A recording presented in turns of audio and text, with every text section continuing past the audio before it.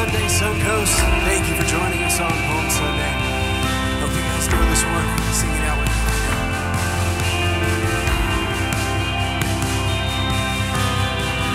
There's a grace when the heart is under fire. Another way when the walls are closing in. And when I look at the space between where I used to be and this reckoning, I know I'll never be alone. Come on, say, there was another in the fire, standing next to me.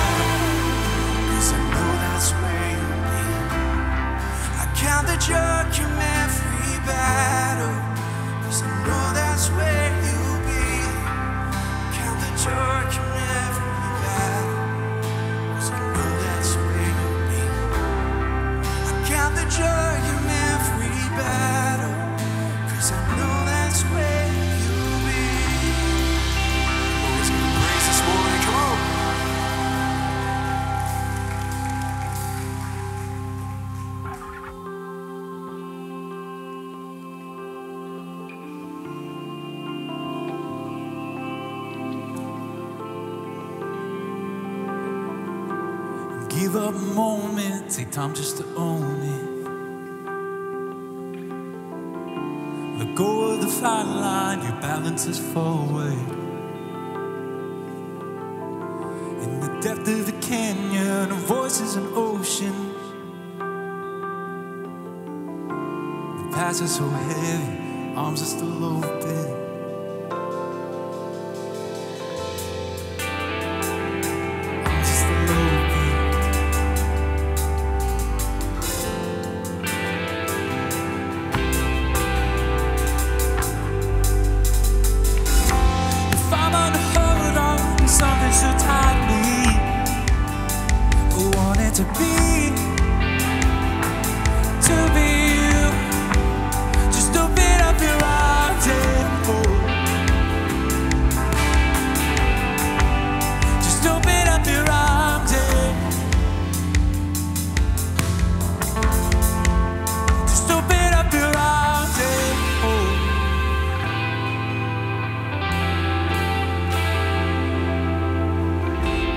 Start to carry it out to the open.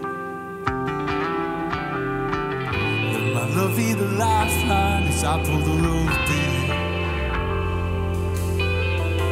Let my love be contagious and shine in the darkness.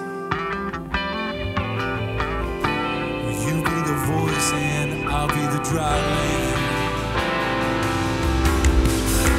If I'm on the hurt now, it's something so tightly. To be you. Just open up your arms and hold. Just open up your arms and hold. Just open up your arms and hold.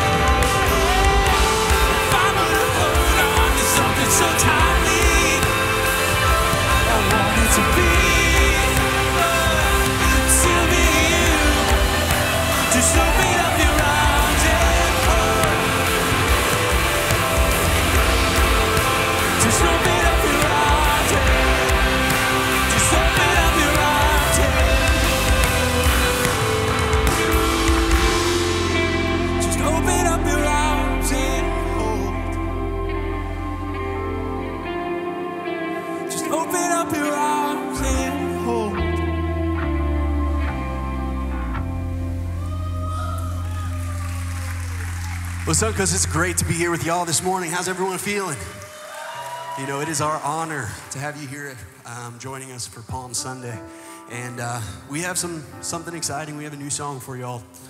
It's a song called Beautiful Hidden Worlds. And it's by a band called River Valley Ages. It's this amazing youth program. These kids are just writing these amazing songs, and we thought this was a good fit for Sunkos. And it kind of reminds me of the song that we do, So Will I. You guys know that one. And it just talks about the greatness and the beauty of God. And I think sometimes we put God in this box so that way we can visualize or personify him. And, you know, we see these paintings of you know, this old white man with a beard and a big robe and all that. But I think the cool thing is that, you know, we don't know who or what God is, but we do know that he loves us. And the God that created the universe, you know, really think about that. From the smallest atom to the largest star, he cares and loves about us. And I think that's pretty incredible. And this song pays, you know, that respect, you know, and just brings to light that knowledge. You know, I'm a dad, you know, and this is my beautiful wife over here and right next to me. And you know, I get the honor to sing with her all the time. But we have two amazing little girls, and they're 9 and 7. And we say that they're the best of frenemies. I don't know if you guys have heard that term before. You know, they can be great friends, but they can be their biggest enemies as well. And as a father, if you have kids, you know, man, it hurts your heart when they're fighting. And it makes you so happy. It just puts a big smile on your face when they care for each other and love each other. And I think one of the beautiful things about this song is that when we know that the God of the universe that loves us, you know, it's amazing to come in this place and we worship it together. You know, there's something special about music. It's this connection to God, you know, and it's this time that we get to just spend with him. But I think worship goes beyond that. I think worship is when we act accordingly to what God has called us to do. And we act, you know, so we love each other, we help each other, we show grace to each other. And I can envision God just looking down on his kids and just being so proud when we do that, when we act accordingly. And I think that's the beautiful part about this song. I hope you guys enjoy it, and we're gonna learn it together. Is that cool? All right, let's do it.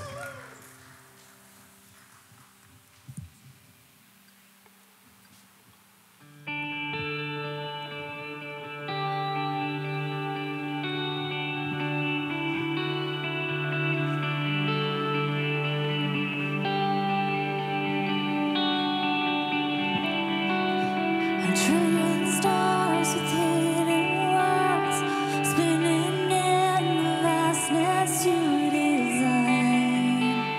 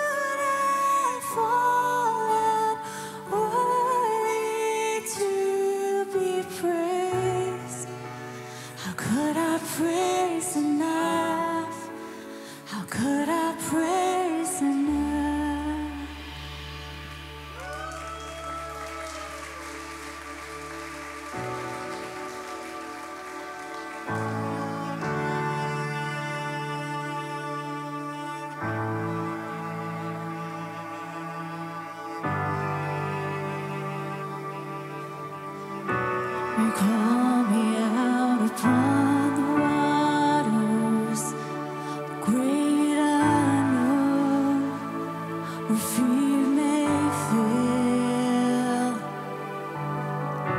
and there I find you in the mystery, oceans deep, my faith will stand. And I will call upon your name and keep my eyes above the waves. When oceans rise, my soul will rest in your embrace. I am yours. You are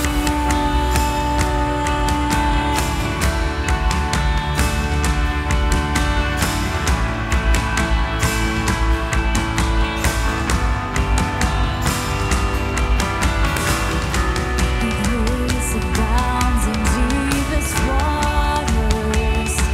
Your sovereign hand will be my guide. Where feet may fail and fear surrounds me, you never failed and you won't start now. And I will call upon your name and keep my eyes above the waves. When oceans rise, my soul will rest in your embrace. I am yours, and you are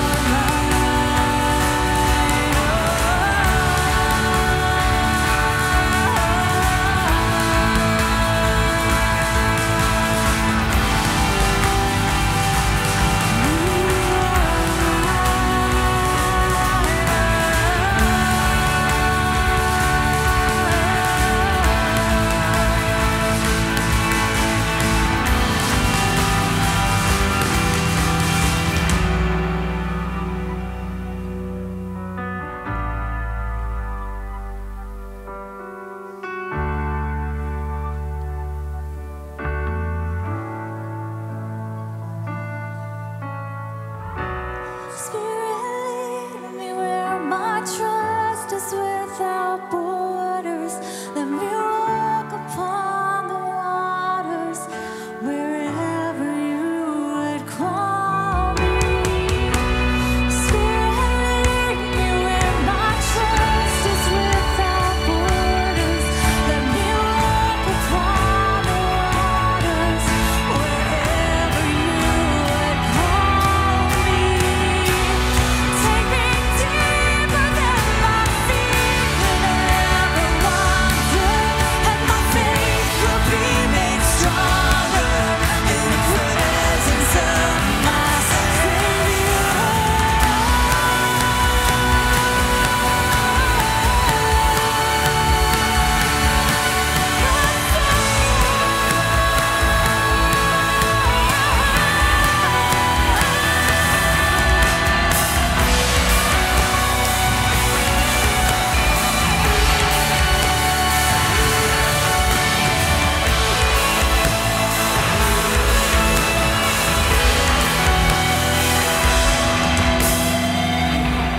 I will call upon your name and keep my eyes above the waves. My soul will rest in your embrace. I am yours. You are mine.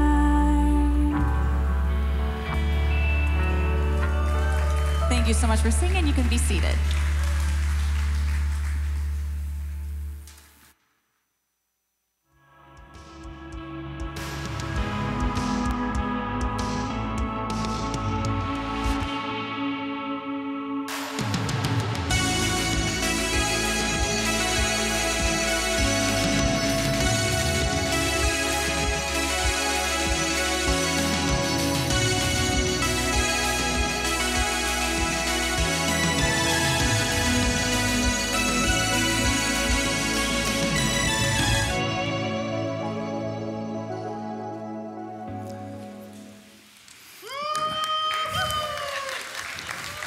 Thank you, Charles.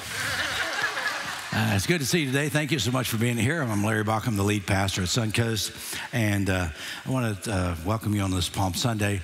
We're going to just take a moment and tell you a couple things that are happening. One is, if you ever want to travel with us, I'm going to be talking a lot about Israel, and we just bumped a second trip. So because we hit our capacity in the trip, we are starting a second trip the week before. So I'll be there for 2 solid weeks. First group, second group. So if you've signed up, it's fine. You're okay where you are. But if you're if you're still interested in signing up, just let you know. Go to the Grand Central, take one of the brochures, and you'll be signed up for the new date, which is the 11th to the 20th, I think. Whenever. So, but it's about the 11th. So the other thing, if you want to go to Germany, there's also a trip back there to talk about that. But let me tell you what's more important than international travel. Is next week I want you to travel all the way to the Grove, which is right outside these walls. We're having our Easter sunrise service at 7 a.m. It's a unique service. Starts at 7, it's over about 7:45, and the band does an abbreviated set. I really don't talk very long. That's why so many people show up. But it's also the one time we have a communion service. I serve it for the year. So if you'd like that, there's usually about 400 or 500 people that show up. It's uniquely different than 9 o'clock. If you say, I can't come then come to your normal 9 or 10:30 service. That's fine. But I want to let you know it is. Some people do both, and you can, but just whatever you want to do, it is available for you next week. It's going to be a fantastic time. So today I want to talk to you about the last of a series called Son of Man. The first week we talked about Jesus' humanity, really every week, but we talked about the fact that Jesus calls himself Son of Man 88 times.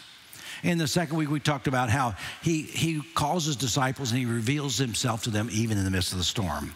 Then we talked about how Jesus was the Son of Man when he talked to Nicodemus, and talked about this fact that you really need to be born again and what that means. We led a little bit into that last week as well. But Jesus sighs and shows his humility and his compassion. Today, it's Palm Sunday. I want to talk to you about Jesus as the Son of Man. We grow up thinking Jesus is God, but we miss the humanity part, and it's just as important. Because Jesus was born, he grew up, he was fatigued, he got hungry, he got tired, and he also got angry. He had emotions, he wept, he was beaten, arrested, crucified, and he died. So he was very human. And sometimes we miss the humanity part. And the reason we want to emphasize that is, if Jesus was human and the Spirit of Christ was upon him, we are human and the Spirit of Christ can be upon us. Jesus said, you too can be called sons of God. And he's the guy that got it. He's the guy that embraced it. And he's the guy that we follow. I'm a follower of the teachings of Jesus Christ. And some people call him Jesus of Nazareth. I'm okay with that. But I think today our emphasis is upon him. But we're going to start with John chapter 12. Let me read this story. There are many triumphal entry stories. I'm picking John, and we'll refer a little bit to Luke as we go through. But the triumphal entry is when Jesus comes into Jerusalem down the Mount of Olives. And those of you who've been with me to Israel, we've been down the Mount of Olives. We walked it together. And those of you who go in January, next Easter, I promise you, you will have a visual picture of walking down the Mount of Olives that you never had before. It's amazing. So let's look at what John says. The next day, the great crowd that had come for the festival heard that Jesus was on his way to Jerusalem. They took palm branches and went out to meet him, shouting, Hosanna! Blessed is he who comes in the name of the Lord. Blessed is the King of Israel. Jesus found a young donkey and sat on it, as it is written, do not be afraid, daughter Zion. Zion is Jerusalem. Do not be afraid, daughter Zion. See, your king is coming, seated on a donkey's colt. At first, his disciples did not understand all this. Get that? They didn't understand it. Only after Jesus was glorified did they realize that these things had been written about him and that these things had been done to him. Now the crowd that was with him when he called Lazarus from the tomb and raised him from the dead continued to spread the word. Many people, because they had heard that he had performed this sign, went out to meet him. So the Pharisees said to one another, see, this is getting us nowhere. Look how the whole world has gone after him. And even there were some Greeks among those who came up to worship at the festival.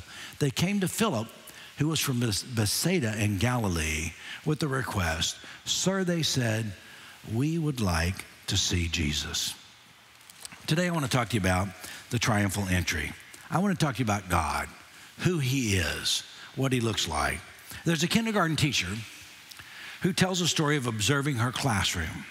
The kids were having art time and they were drawing pictures, and she would occasionally go around and look and see what they were drawing. And she went to one little girl who was feverishly working on something, and she finally couldn't figure out what it was. Says, "Well, what are you drawing?"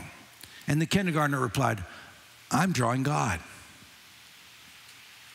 The teacher paused, said, "But, you know, no one knows what God looks like." Without missing a beat, the little girl looked up from her drawing and said, "They will in a minute."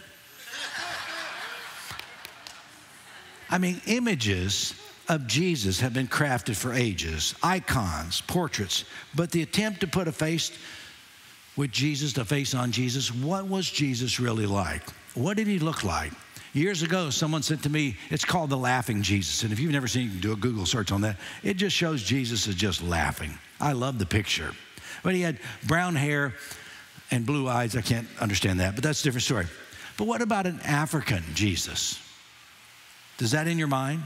Or how about a clean-shaved Jesus with his arms outstretched at the Last Supper? How about a Hispanic Jesus? And some of you are going, yeah, or whatever. Or an Asian Jesus with an Asian mother at his side. Take your pick. Picture the face of Jesus in your imagination. What do you see?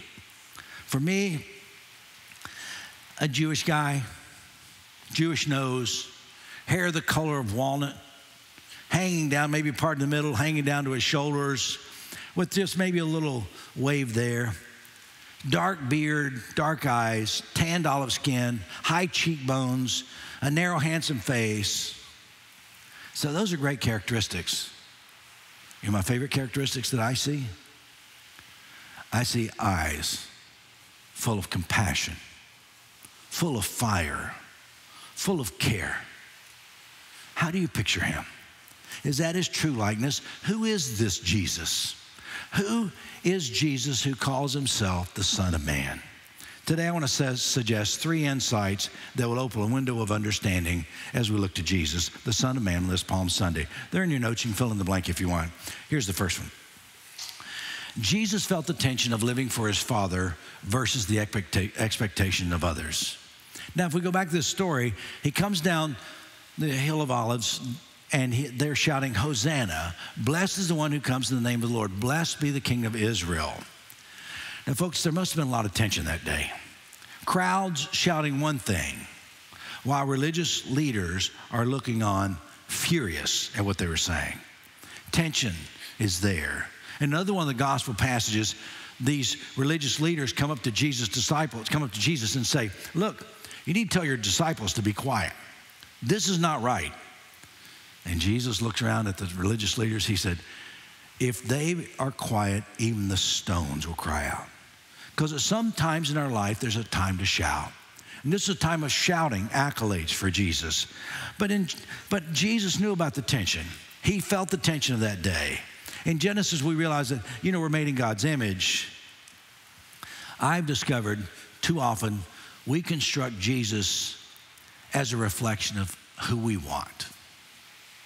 We often project ourselves onto him.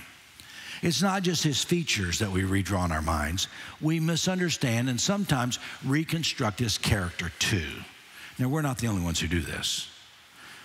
His true likeness, his character has always been difficult to capture, even for those who knew him personally. When Jesus was with his friends, teaching, laughing, feasting, visible, touchable, knowable, even then, he's often misunderstood. On the big festival, we call it Palm Sunday, Jesus rode to Jerusalem on the back of a donkey. Many of those present, including his disciples, really misunderstood his mission. So what was his mission? Well, let me tell you the background, what they would have understood. In 1 Kings, David gives instructions to his leadership to take Solomon, his son, who was to be proclaimed king. There was a battle over who was going to be the next king. And David had gone down the Hill of Olives across the valley to the spring of Gihon And that's where he was proclaimed as king. And he told Solomon the same thing. Get on my mule, drive down the hill of Olives and the Mount of Olives, go across the valley to the spring of Gihon, and they will shout, and you'll be anointed, and you'll be declared king. And in Zechariah chapter 2, he refers to David as the good shepherd king, and he also quotes this in John. Don't be afraid, daughter of Zion. See, your king is coming on a donkey's colt. Jesus, as the Son of Man, entered the city of David just like David had done, as Solomon had done, and the crowd was seeing the next Messiah. Messiah means one like David. They were looking for this succession of kingship, this prophecy. They wanted to become king. Why? Because they were tired of the oppression. They were looking for the Messiah, a political leader who would get rid of the Roman military occupation. If you lived under, or we lived under Roman military or any kind of military occupation, we kind of want that gone too. They wanted it to be replaced by the stories of old when they ruled the world. However, Jesus came in humility to show people the love of God in contrast to the Roman imperial system or even Judaism. Because the Roman government said, okay, your local religious groups can rule you. And they had a lot of control over the people. And that's not what they wanted. Meanwhile, Rome is standing there looking what Jesus is doing. The religious leaders are frustrated. They wanted Jesus killed. And then you have his disciples saying, we're looking for the oppression to be gone. Jesus was a threat to their leadership. He was a threat to the potential future power. The crowds expected a conquering king. What they got was a guy coming in as a humble servant. The religious leaders thought he was dangerous, rioting, rousing rebel. Little did they know that if they killed him, he would become far more powerful, leading generation after generation after generation to God. I'm here today not to discount Jesus dying on the cross, but he did. I'm not here to discount his love for humanity, his servanthood. John says, no greater love does a man have that he lay down his life for his friends. In Luke's version of this, the triumphal entry has Jesus stopping halfway down the mountain. He stops halfway down the mountain. He looks over the city. He goes, oh, Jerusalem, Jerusalem. If only you had known on this day what would bring you peace. But it is now hidden from your eyes. All you're looking for is this military thing, but the real peace will come when your eyes are open later. If Jesus were to come to Sarasota, he gathered a place, let's say all the pastors, all the churches gathered together, and Jesus were to come into that place, he might pause as he come down the aisle, give him a microphone, and he might say, oh, Sarasota, Sarasota. If only you'd known today what would bring you peace. You're missing it. Maybe if he was able to go over a big group of Christian organizations and say, oh, Christianity, Christianity. If only you'd known what this day would bring you peace. It's not rules. It's not regulations. It's not stand up, sit down, do whatever you're supposed to do. It's not a guilt trip. It's not someone telling you you're going to go to hell and scaring you into some kind of relationship with God. It's not the 613 rules of Judaism. It's not the literalism from a Bible-based Christianity or fundamental Christianity. Peace does not come from guilt, from power or manipulation. What brings us peace is recognition that the Spirit of God, the Spirit of Christ, is all around us and in us. And Jesus said, the kingdom of heaven is within you. When we embrace that, transformation begins.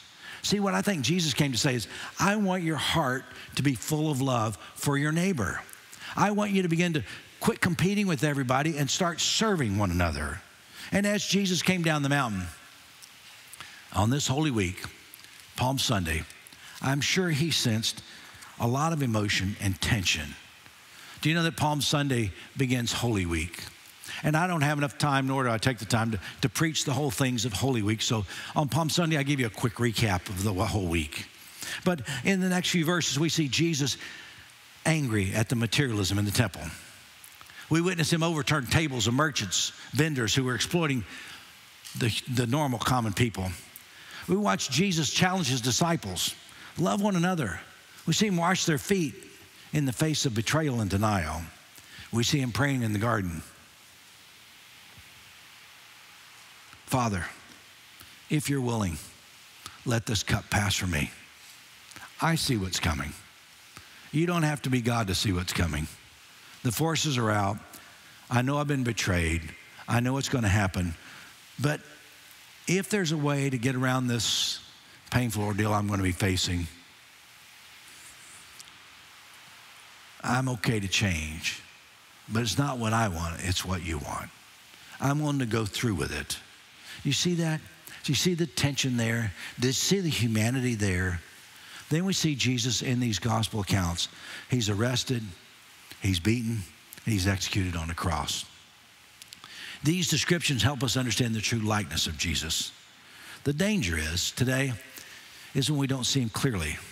Just like the disciples, like the crowds at Jerusalem, or the religious leaders, often we do not understand and we're blind to that which is within. Which leads me to the second thought. It's this.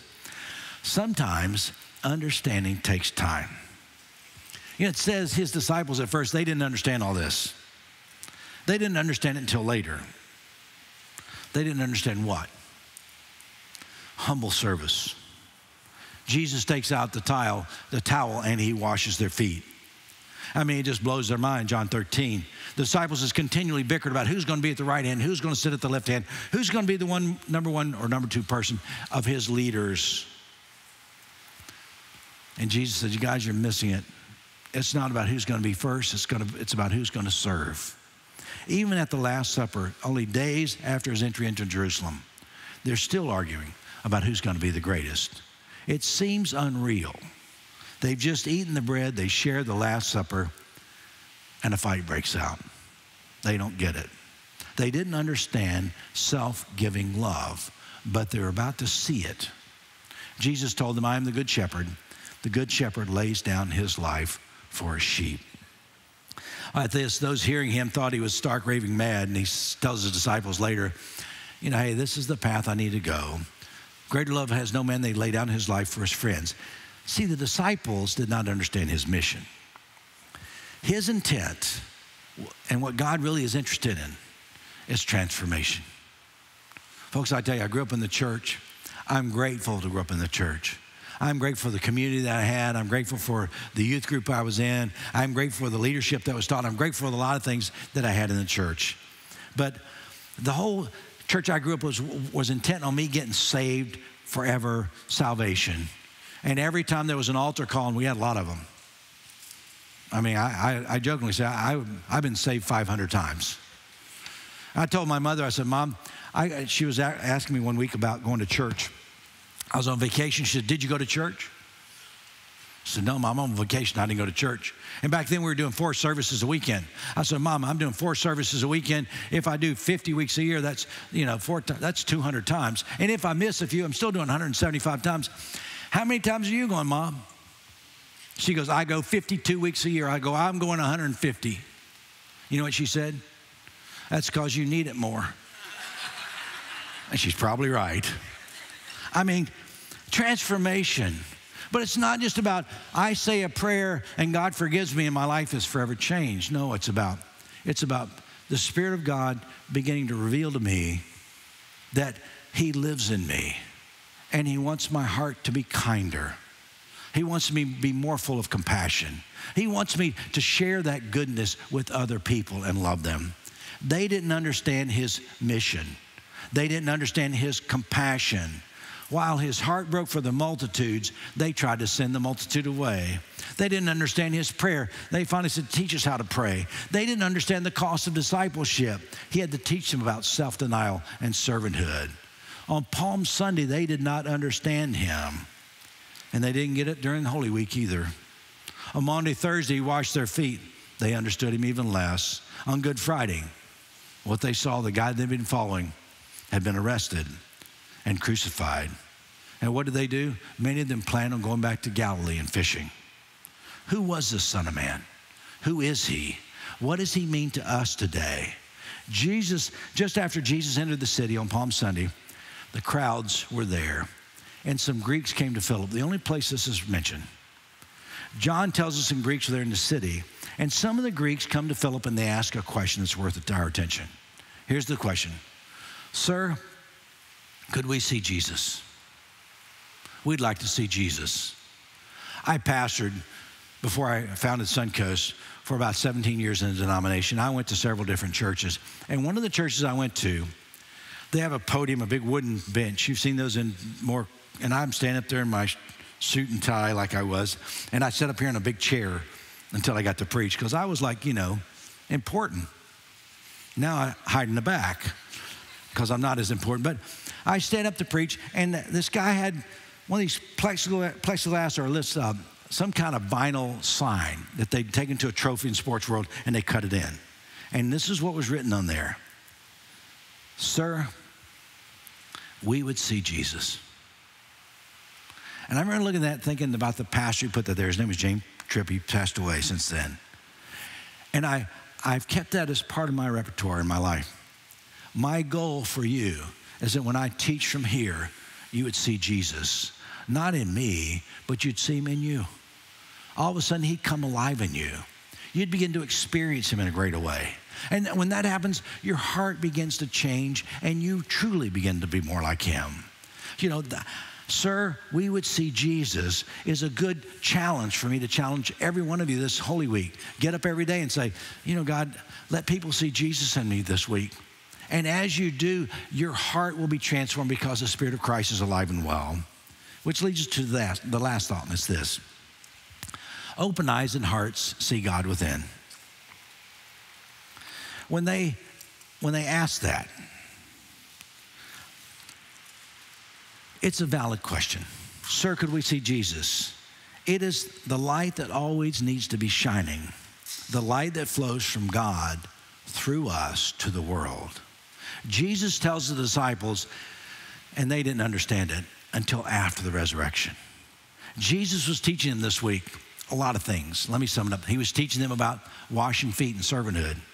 He was teaching them to be patient and look for hope. Because, folks, we are people of hope. He reminded them in John 15 to don't give up. In John 16, he says, it's about my presence within you. In John 17, he prays for his disciples. He prays for all of us, which reminds us Jesus cares. In John 18, he's arrested. Today, I want to share with you the story of Palm Sunday. What would that look like? Sir, we would see Jesus. What's happening in your life right now that needs hope? What's going on in your life that needs to be healed, forgiven, or changed? What tension are you carrying? What stressors are keeping you awake at night? What are you afraid of that might be discovered? You know what I want for you? I want that you would see Jesus today. When we bring Jesus into our picture, we bring him into our frame, our life changes. But there still is a problem. What's that? Which Jesus? Who is he today? See, one of the challenges we face in our lives is a distorted view of who God is. And if you have this view of God today, I would challenge you to have it changed. If God is mad at you, you sense he's mad at you, or God's teaching you a lesson, or he's punishing you, or he's disappointed in you, or he does not care, you're still living on the other side of the resurrection. And today, my prayer is that you would see Jesus in your life. Because of the resurrection of Christ, you and I can experience the Spirit and love of God. You and I can know a loving heart when we see it in Jesus, the Son of Man, filled with the Spirit of God. So here's my question. Will you join me today on this Palm Sunday? Would you join me not just to take a deep breath, breathe in and breathe out and smile, but would you take a deep breath and say, God is in me. And because of that, I'm going to celebrate all week the presence of God. And next week on Easter Sunday morning, we're going to celebrate even more, because the power that they thought was in the grave is going to come out. I want to talk to you about the ramifications of that next week. But can I pray for you? Father, thank you for the challenge of this day.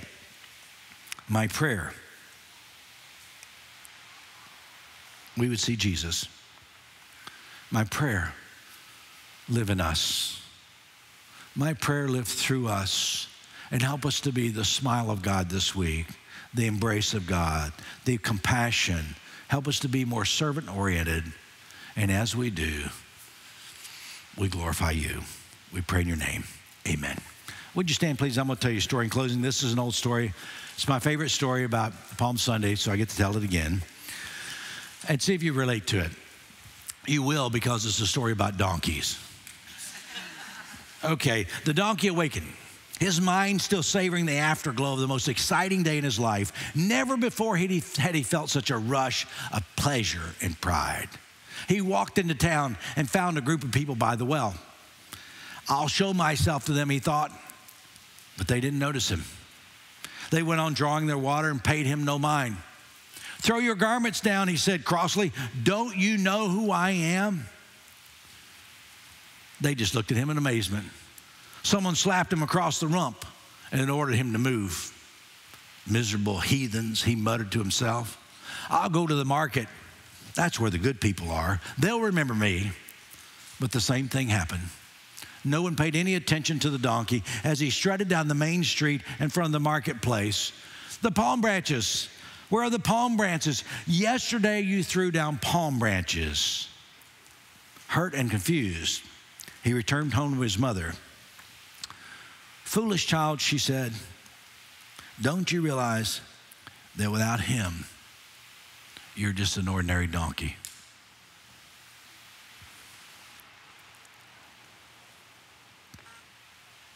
Without him, I was a donkey before.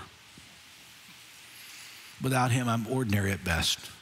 But with him, with the Spirit of Christ in me, I want people to see Jesus in my life. More than that, I want him to see Jesus in your life. Join me on this Palm Sunday as we follow him, we follow Christ, we stay close to him, and we make a difference in our world. He loves you today. So do I. God bless. Thanks for coming.